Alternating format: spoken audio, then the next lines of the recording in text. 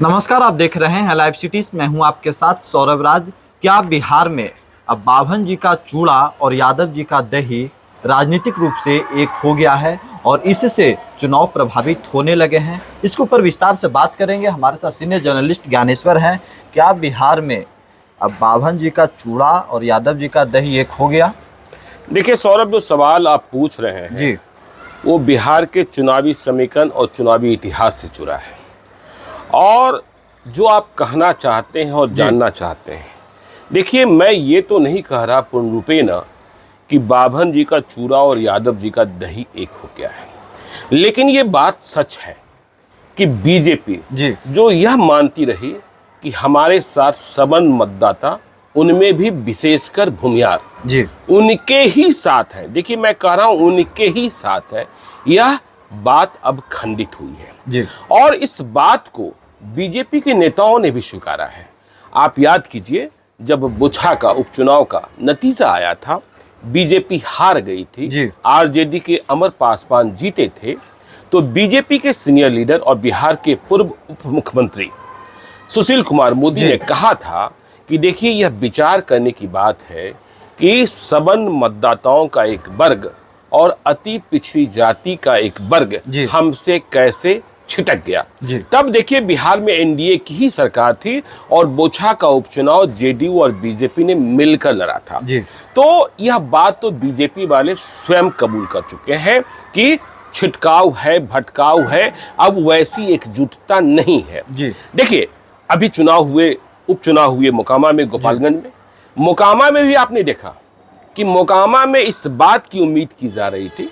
देखिए मोकामा में बीजेपी ने अंतिम समय में कौन सा दांव खेला, उम्मीदवार कहां से लाया, 47 के सामने 47 कैसे खड़ा किया। तो यह माना जा रहा था कि भूमिहार का मत अधिक, मतलब प्रतिशत में बीजेपी को प्राप्त होगा। लेकिन जब उपचुनाव मोकामा का नतीजा आया अनंत सिंह बनाम ललन सिंह की लड़ाई में, तो जिस तरीके से आपने देखा शहरी क्षेत्र में बीजेपी पिछड़ गई, उससे यह दिखा कि वहां भी देखिए दोनों भूमियार थे, भूमियार मतों में विभाजन होना था, लेकिन यह आप नहीं कह सकते हैं कि भूमियार मत अधिक बीजेपी को ही मिल गए थे। आप बिहार विधानसभा में विपक्ष के नेता विजय कुमार सिन्हा के मालपुर पंचायत में ही आपने देखा होगा कि देखिए विजय कुमार सिन्हा के पक्ष में, मतलब बीजेपी के पक्ष में, उनके गांव बादपुर के लोगों ने तो वोट दे दिया था, बढ़त बना दी थी, मामूली बढ़त, लेकिन मालपुर पंचायत में वो बढ़त नहीं बनी थी। तो यह बात और ये सवाल कहां से उठने शुरू हुए हैं? देखिए सवाल इसलिए उठना शुरू हुआ कि लालू यादव जब आरजेडी को पूर्ण रूपेण चला रहे थे, तो उनके मन में, या यूं कहें कि राजद की रीति और नीति में मुसलमान और यादव ही होते थे। लेकिन जब तेजस्वी यादव ने बागडोर संभाली और तेजस्वी यादव ने लीड करना शुरू किया, तो उन्होंने कहना शुरू किया कि हम A to Z की पार्टी बनाना चाहते हैं। वे उन पुराने दिनों के लिए भी अपने को अपनी ओर से खेद व्यक्त कर रहे थे और वे कह रहे थे कि अब हमारी पार्टी जो है A to Z की होगी। तो आपने देखा होगा कि जब बिहार विधान परिषद के लिए चुनाव हो रहे थे, तो आरजेडी ने 4 भूमियारों को टिकट दिया। पटना से अनंत सिंह वाले कार्तिक मास्टर, मुंगेर से अजय सिंह, बेतिया से इंजीनियर सौरभ और मोतिहारी से बबलू देव। इनमें से 3 जीत गए। और जब ये तीनों जीते, तो आप ये कह सकते हैं और यह मानना ही पड़ेगा कि बगैर यादवों के मत के इनकी जीत नहीं हुई थी। अब देखिए पटना की ही बात कर ले, एमएलसी चुनाव की। कार्तिक मास्टर के सामने खड़े थे अनंत सिंह की ही पाठशाला के पुराने वाले लल्लू मुखिया, जाति से यादव। लेकिन कार्तिक मास्टर कैसे जीते? प्रतिशत में चाहे जो मत मिला, यादव ने भूमियार को मत दिया। अब देखिए एमएलसी चुनाव में अब देखिए मुंगेर में क्या हुआ था। मुंगेर की लड़ाई में अजय सिंह बनाम अन्य तो थे ही, लेकिन गुड्डू यादव भी खड़े थे और गुड्डू यादव का दबदबा। लेकिन वहां भी अजय सिंह की जो जीत हुई वह बगैर यादव मतों के नहीं हुई। तो इस बात को आपको समझना होगा। और बोछा में आपने ये देखा होगा कि वहां तो हंगामा ही खड़ा हो गया जब उपचुनाव का नतीजा आया, बीजेपी हार गई और आरजेडी जीत गई, अमर पासवान जीत गए। तो यह कहा गया कि भूमिहार नाराज थे, भूमिहार गुस्से में थे।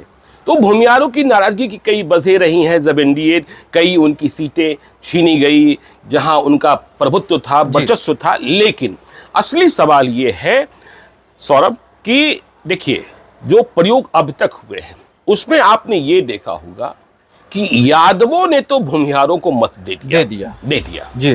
और यादवों ने भूमिहारों की जीत सुनिश्चित की जी। देखिए मोकामा में भी 16,000 करीब 17,000 मतों से ही अनंत सिंह जीते हैं और इस जीत में मोकामा के यादवों का सबसे बड़ा योगदान है, जो एक पैर पर खड़े होकर तेजस्वी यादव के कहने पर उनकी जीत के लिए लाइन में लगकर वोट दिए, अनंत सिंह को वोट दिए। ठीक इसी प्रकार से बोछा में जो नाराज भूमिहार थे वे अमर पासवान को वोट दे दिए। ठीक इसी प्रकार से एमएलसी चुनाव में तो हम ये कह रहे हैं कि यादवों ने तो भूमिहारों को मत दे दिया, लेकिन अभी कोई ऐसा अवसर नहीं आया है जिससे यह प्रकटीकरण हो कि हां भूमिहार भी यादव को वोट कर रहे हैं।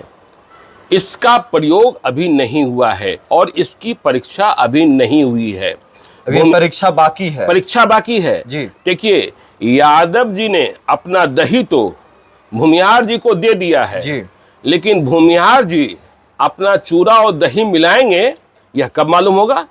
तब मालूम होगा जब किसी क्षेत्र में आरजेडी के यादव के उम्मीदवार होंगे और बीजेपी से कोई सबन भूमिहार उम्मीदवार होगा, तब देखा जाएगा कि भूमिहार वोट दे रहे हैं कि नहीं दे रहे हैं। आप तो जहानाबाद से आते हैं, देखिए जहानाबाद का इतिहास आपको पता है कि वहां आरजेडी सुरेंद्र यादव को चुनाव लड़ाती रही है। वे हार गए थे पिछले बार करीब 1200 मतों से ही, शायद 1200 मतों से।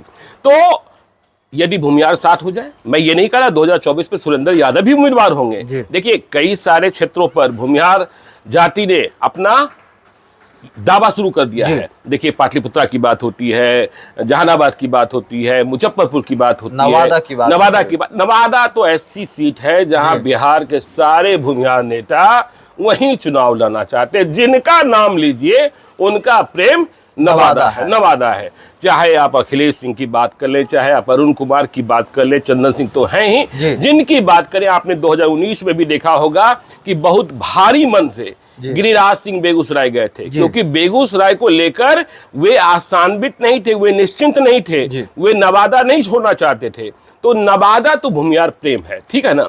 तो देखना ये होगा नवादा में भी, नवादा में तो खैर दूसरी बात होगी कि नवादा में यदि भूमिहार उम्मीदवार होता है तो यादव उन्हें जिताते हैं कि नहीं जिताते हैं। लेकिन परीक्षा तो असली ये होनी है कि यादव को भूमिहार मत देते हैं कि नहीं देते हैं। लेकिन एक शर्त और कि देखिए 2020 का विधानसभा चुनाव याद कीजिए, तेजस्वी यादव ने किसी भूमिहार को अनंत सिंह को छोड़कर, अनंत सिंह मोकामा के लिए मजबूरी है।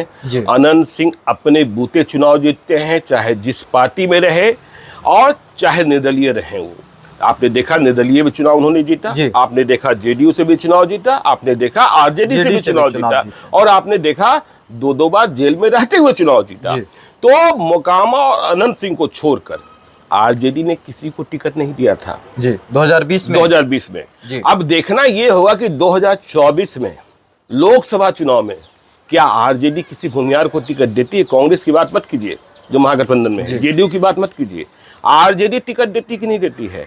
आरजेडी जब टिकट देगी तब यह मालूम होगा कि भूमिहार जी का चूरा और यादव जी का दही आपस में कितना मेल खा रहा है। देखिए कोशिश कर रहे हैं। आपको याद करना चाहिए कि ये शुरुआत कहां से हुई, जब तेजस्वी यादव ने, लालू यादव ने राज्यसभा में अमरिंदरधारी सिंह एडी सिंह को भेजा, पालीगंज वाले एडी सिंह। आपको मालूम है जमींदार परिवार से आते हैं, सर सीपीएन सिंह की फैमिली से हैं। और वहीं से यह संदेशा जाना शुरू हुआ कि भूमिहारों के प्रति मेरे मन में जो खटास था, या भूमिहार जो हमसे नाराज रहते थे, उन्हें अब हम साथ करना चाहते हैं। लेकिन यह असली परीक्षा 2024 में, फिर 2025 में कि आरजेडी कितना। देखिए यह भूमिहार की बात हुई, ब्राह्मण की बात कर लीजिए। आपको मालूम है ब्राह्मणों को टिकट देने के मामले में भी आरजेडी में कंजूसी रहती है और जब बिहार में एनडीए की सरकार खत्म हुई, महागठबंधन की सरकार बनी, तब भी आपने देखा कि मंत्री परिषद में किसी ब्राह्मण को मंत्री नहीं बनाया गया। और इस बात को लेकर ब्राह्मण समाज में गुस्सा है और इस बात को लेकर बीजेपी भुना भी रही है कि देखो ब्राह्मणों, मैं कह रहा हूं आरजेडी से, देखिए समझे ना, आरजेडी से किसी ब्राह्मण को देखिए नहीं बनाया गया था। हाँ, नहीं बनाया गया है। आप ऐसे समझिए ना, देखिए ब्राह्मण होते हैं मैथिल और गैर मैथिल, तो संजय झा को तो नीतीश कुमार ने बना दिया, लेकिन आरजेडी ने, बड़ी चर्चा हुई कि शिवानंद तिवारी के बेटे राहुल तिवारी को बनाया जा रहा है, उनके यहाँ से जीते हुए विधायक है, लेकिन बनाया नहीं गया, तो वो भी देखना है। और अब तो कुर्नी में देखिए, कुर्नी में जो उपचुनाव होने जा रहा है 5 दिसंबर को, तो यहाँ आप पता ही है, यहाँ सबसे अधिक मुसलमान दिखाई पड़ रहे हैं। ओवैसी का भय किसे खा रहा है, यह भी आप देख रहे हैं। मुकेश सहनी का भी खेला देख रहे हैं।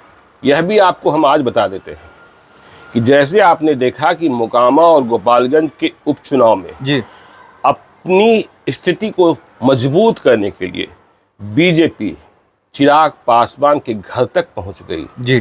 देर रात अमित शाह ने मीटिंग की। चिराग पासवान 31 अक्टूबर और 1 नवंबर को चुनाव प्रचार को गए, चुनावी शो किया। आगे आने वाले दिनों में देखेंगे कि मुकेश सहनी तक भी बीजेपी पहुंच जाएगी। संबंध चाहे जितने पहले खराब हुए हों, राजनीति में अवसरवाद ही है, समझे ना। तो जब जिसकी मजबूरी, अभी तो संजय जायसवाल कह रहे हैं, उन्हें बिजनेसमैन कह रहे हैं, खोखा की बात कर रहे हैं, समझे ना, और व्यवसाय की बात कर रहे हैं, लेकिन जब मौका आएगा तो दोनों कितने करीब हो जाएंगे। क्योंकि आप इस बात को भी समझिए कि महागठबंधन में 2024 के चुनाव के लिए, लोकसभा चुनाव के लिए सीटों की वैकेंसी नहीं है। 16 तो जीते हुए सांसद हैं जेडीयू के, तो बचे कितने? 24। इसमें 7 पार्टियां हैं, कांग्रेस भी है, कांग्रेस के भी एक जीते हुए हैं किशनगंज। और तो आरजेडी कम से कम कितनी सीटों पर, जेडीयू से कम सीटों पर चुनाव तो नहीं लड़ेगी ना, तो यहाँ वैकेंसी कम है। लेकिन बीजेपी में वैकेंसी है। बीजेपी के जीते हुए सांसद 17 हैं और 5 तो अभी पारस गुट के लोजपा में है। एक चिराग पासवान फिर से आए हैं और तो उधर वैकेंसी है, तो वहां आपको दिखाई पड़ेगा। तो इसलिए यह जो सवाल है, और देखिए भूमियारों की बात क्यों होती है, या संख्या में कम होने के बाद भी, देखिए भूमियार एक ऐसी जाति है जो हवा बनाने का काम करती है राजनीतिक रूप से कि जहां चौक चौराहे पर खड़ा हो गए वहां हवा लोगों को लगता है कि अच्छा भूमियार। लेकिन यह भी ध्यान रखिएगा कि बिहार में 2 जातियां ऐसी हो गई हैं, भूमियार और यादव। यदि ये दोनों अलबलाने लगते हैं ना, तो इनके विरोध की जितनी तमाम जातियां हैं वो एकजुट होने लगती है। इस बात का भी ध्यान रखना होगा। तो बीजेपी को इस बात की चिंता है, और कुर्नी को भी लेकर, क्योंकि कुर्नी में कभी भूमियारों ने प्रतिनिधित्व किया है, तो यहाँ कहा जा रहा है कि कोई ना कोई भूमियार लड़ सकता है चुनाव। तो भूमियार यदि चुनाव लड़ता है तो देखे जाने वाली बात होगी कि वो कितना वोट लाता है। अकेले दम से भूमियार चुनाव नहीं जीत सकते हैं। और वैसे भी हम कहते हैं कि चुनाव के लिए 2 चीजें बहुत जरूरी है, जिसमें पहला हम कहते हैं चर्चा पर्चा खर्चा, और दूसरा कहते हैं झंडा डंडा बंदा। तो चुनाव, तो जो उपचुनाव जो होगा वो तो आमने सामने की लड़ाई होगी। लेकिन आपने देखा गोपालगंज में जीत रही आरजेडी को किस तरीके से ओवैसी ने और साधु यादव ने हरा दिया। तो बीजेपी परेशान है कि भूमियार खंडित हो रहे हैं, भूमियार विभाजित हो रहे हैं। लेकिन तेजस्वी यादव जिस प्रयोग को आगे बढ़ाना चाहते हैं, यादवों ने भूमियारों को मत दे दिया है। अब देखना ये होगा भूमियार यादव को दे रहे हैं कि नहीं दे रहे हैं। यदि दे दिए तो नया इतिहास लिखा जाएगा, और नहीं दिए तो फिर वही पुरानी बात। चलिए, अब देखना दिलचस्प होगा कि आने वाले समय में भूमियार और यादवों का मेल कहां तक जाता है। अभी तक लाइव सिटीज को यूट्यूब पे सब्सक्राइब नहीं किए तो सब्सक्राइब कर लीजिएगा, फेसबुक पे भी लाइक कीजिए और ट्विटर पे भी लाइव सिटीज को फॉलो कीजिए। धन्यवाद।